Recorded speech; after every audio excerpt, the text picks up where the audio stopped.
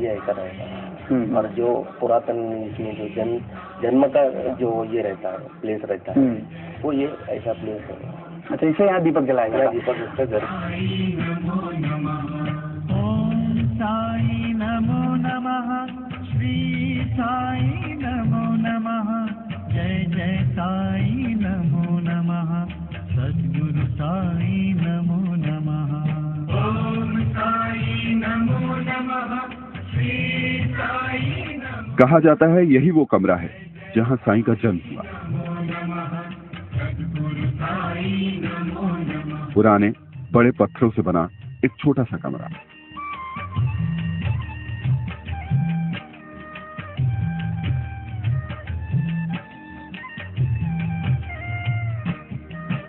इस घर को बहुत ही मुश्किल से सहेज कर रखा गया है।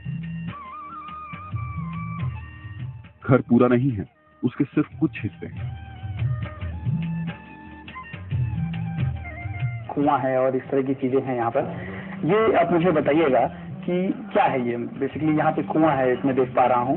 ये कुआं नहीं है, ये जो ये है फूड ग्रेन्स जो प्रिजर्व करने के लिए ये है।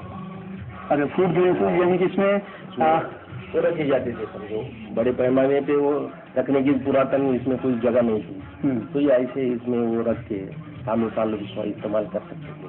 इस हिसाब से वो ये जमीन जो है ये एक यहाँ भी है, इस तरफ भी है, दो मिले यहाँ। अच्छा, ये भी खुदाई के दरमियान पे पता चलेगा। हाँ, ये आपसे जानना चाहेंगे, इतने दिनों तक ये बातें सामने नहीं आई, इसके पहले क्यों, क्या वजह थी कि इन चीजों के बारे में लोग जान नहीं पाए और सामने नहीं आ पाई? वजह कुछ ये नहीं है, मगर बाबा के इसमें कुछ संभ्रम लोगों के मन में है कि भाई जन्म स्थान ये क्या बोल रहे हैं, उसमें कुछ तथ्य है या नहीं। और कोई उसमें कुछ ये नहीं करता था, फेथ नहीं करता था कि भाई ये सही में है, उसमें कुछ विवाद खड़ा हो सकता है। इसलिए कोई यहाँ क्या, और ये इंटीरियर में गांव है, यहाँ लोगों को कुछ मालूम नहीं, कम्युनिकेशन का कुछ यहाँ इतना ये नहीं है, इसलिए ये पिछड़ा भाग होने के कारण से या कोई लोग आए नहीं और आने की कोशिश भी किसने नहीं की। साई नमो नमः, ओम साई नमो नमः, श्री साई नमो नमः, जय जय साई नमो नमः, सद्गुरु साई नमो नमः। ओम साई नमो नमः, श्री साई नमो नमः, जय जय साई नमो नमः, सद्गुरु साई। एक आम सबसे अहम बात यह है कि शिरडी में काफी विकास हुआ है, जहाँ पर बाबा ने जाकर समाधि ली, लेकिन इस गांव का विकास पूर्ण रूप से अभी तक नहीं हुआ है। मैं इस तरफ भी चलना चाहूँगा। ये जो है तस्वीरें जो साफ हैं कि ये सब सारी चीज़ें जो है खुदाई के दरमियान मिली थी। यहाँ पर मैं आपको दिखाना चाहूँगा, यहाँ पे हम चलते हैं। ये जगह आपसे जानना चाहेंगे कि ये क्या है, बेसिकली यहाँ पे क्या था कि इसे भी पूरी तरह से घेरा हुआ?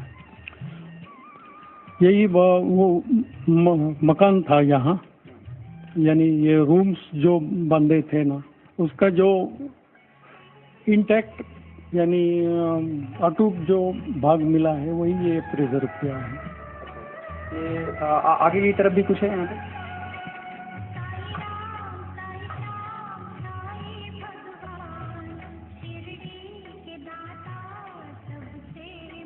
मैं यहाँ तक मैं कोशिश करूँगा कि कैमरे के जरिए लोगों तक ये जानकारी जाए कि बाबा जहाँ जन्मे थे वहाँ की जो है चीज़ें क्या है। ये देख सकते हैं यहाँ पर, ये यहाँ पे क्या है थोड़ा बताएंगे आप? ये दीवार है उनके जो घर, उनके जो माजघर बोलते हैं ना, माजघर में जो रूम थी उसकी दीवार है ये।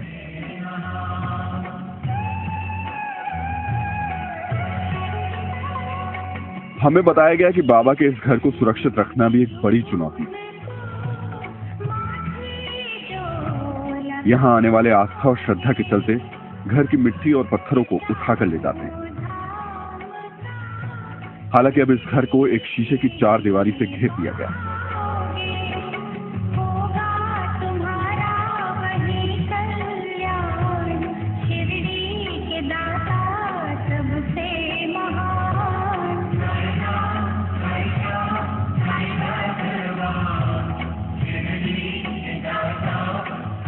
कैसे जो भाविक जो है बाबा के प्रति जिनकी श्रद्धा है, उनको ऐसा लगता है कि भाई कुछ चीज़ बाबा की जो घर की है वो अवशेष है, वो अपने घर पे रहे। इसलिए लोग आते थे अक्सर, और कुछ मट्टी निकालना, कुछ इसकी ईंट निकालना, ये होता था। और ये ऐसी हमको डर था कि भाई ये कुछ दिन के बाद नामशेष हो जाएगा, इसलिए हमने ये पूरा जो एरिया है उसको सील करके उसको प्रिजर्व करें, ताकि जो आने वाली पीढ़ी है, जो आने वाले भक्त है, उनको भी ये देखने के लिए मिले।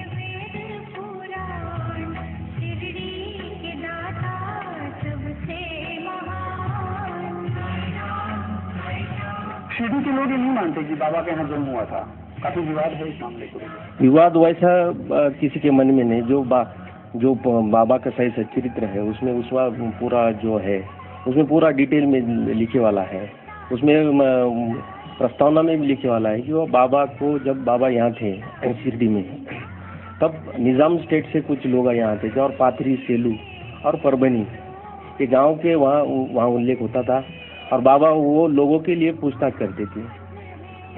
बाबा के कुछ भाई वगैरह थे, मगर अभी कोई उनका ऐसा ये नहीं है जो उनके है, वो काल में वो नहीं रहे अभी।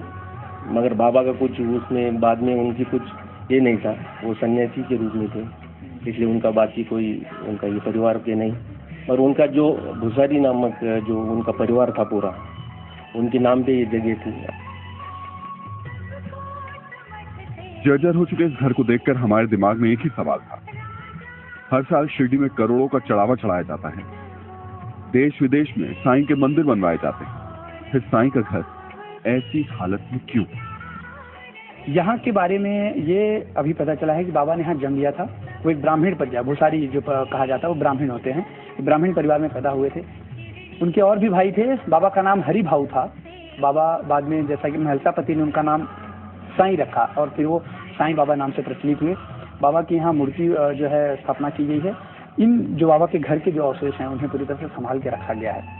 बहरहाल इन कहानियों में जो किताबें लिखी गई हैं, ये उन किताबों के आधार पर ये साबित होता है कि बाबा यहाँ जन्म लिए थे। लेकिन सच्चाई क्या है? क्या बाबा सचमुच में यहाँ जन्म लिए थे? ऐसे कई सवाल हैं जो अभी भी अनसुलझे हैं। लेकिन अगर किताबों की माने तो बाबा ने यहाँ जन्म लिया था। जबकि साईं सच्चरित्र नाम की किताब जो लिखी गई है, साईं बाबा की अनुमति के आधार पर कहा जाता है, उस साईं सच्चरित्र में पाथरी गांव का जो है वर्णन नहीं दिखाया गया है। कुछ लोगों का कहना है कि पहले दिखाया गया था लेकिन बाद में उसे हटा दिया गया। सच्चाई क्या है इसके बारे में अभी तक कुछ साफ नहीं हो पाया।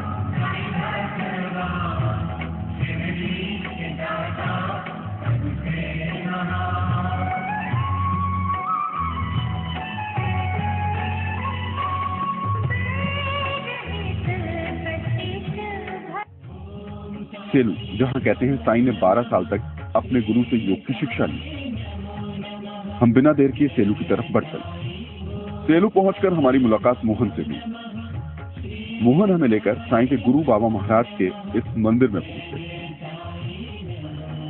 साईं बाबा 5 साल की उम्र में यहाँ आए और 5 साल से 12 साल तक यहाँ रहे। मोहन ने बताया कि साईं बाबा ने 12 साल तक अपने गुरु से शिक्षा दीक्षा ली। ये बात सुनी सुनाई नहीं है, बल्कि साईं के वक्त एक संत की किताब में लिखी हुई थी। मोहन से ही पता चला कि गुरु बाबा महाराज रोजाना साईं को योग सिखाने के लिए 30 किलोमीटर दूर जालना जिले के उमरखेत गांव के किले में ले जाया करते थे।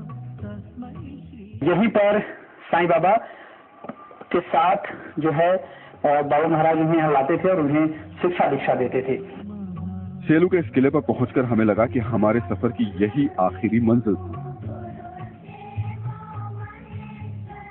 लेकिन यहाँ बताया गया कि आखिरी मंजिल बस थोड़ी दूर खंडवा गांव में है, वो जगह जहाँ साईं का नाम साईं पड़ा।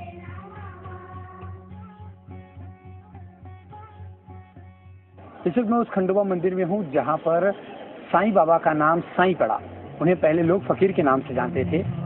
इसी मंदिर के पुजारी महलसापति ने एक बाल फकीर को साईं नाम दिया। औरंगाबाद से चांद पाटिल के रिश्तेदार की शादी की बारात इस खंडोबा मंदिर के सामने उतरी थी। उनको उसके साथ बाल फकीर थे। उन बाल फकीर को यहाँ के जो पुजारी है और जो विश्वस्त थे महलसापति जी, उन्होंने उनको आओ सही करके पुकारा। हम ये तो नहीं कहेंगे कि इस सफर में हम साईं तक पहुंच गए, लेकिन जहां उनका ये नाम पड़ा वहां तक पहुंचने की ये कोशिश है।